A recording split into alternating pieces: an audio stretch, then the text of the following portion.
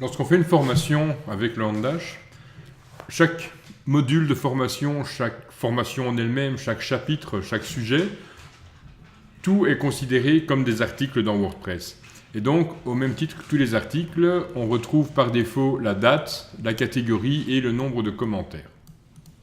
Le souci, c'est que une formation, on a envie de la vendre sur pas mal de temps, et ça donne quand même un effet un petit peu vieillot si on vend une formation en octobre 2020 et que l'article date du 29 janvier 2018. Donc, spécifiquement pour les formations, c'est intéressant de cacher cette ligne-là. La méthode la plus facile, c'est en CSS.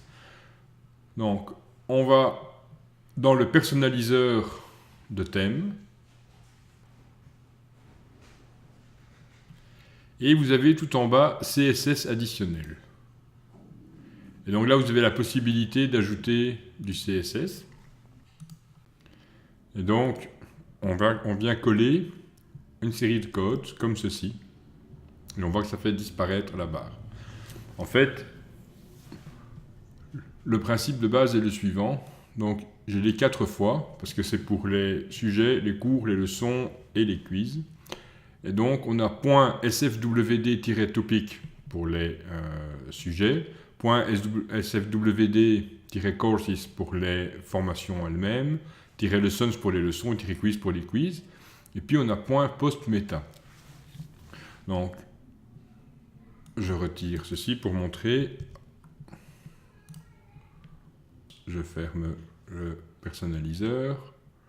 Et on voit en fait que quand on sélectionne la ligne qui nous intéresse et qu'on fait, dans Chrome c'est Inspect with Firebug Lite, dans Firefox c'est juste Inspecter.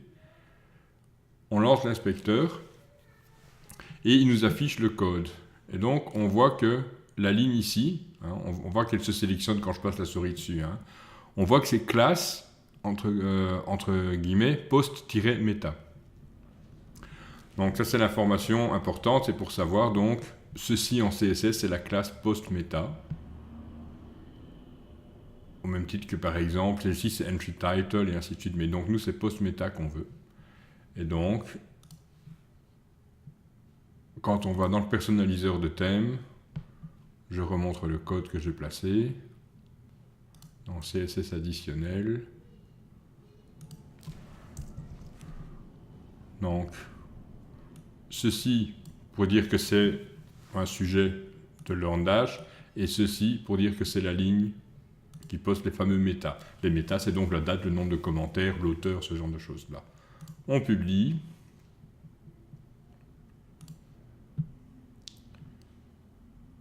Et on voit que quand on ferme maintenant, la ligne n'apparaît plus, elle est dedans. Et quand on rentre dans une leçon ou un chapitre, et on voit que là, elle n'apparaît pas ici non plus. Et elle n'apparaît pas ici non plus. On est donc bien totalement dégagé par rapport à ça.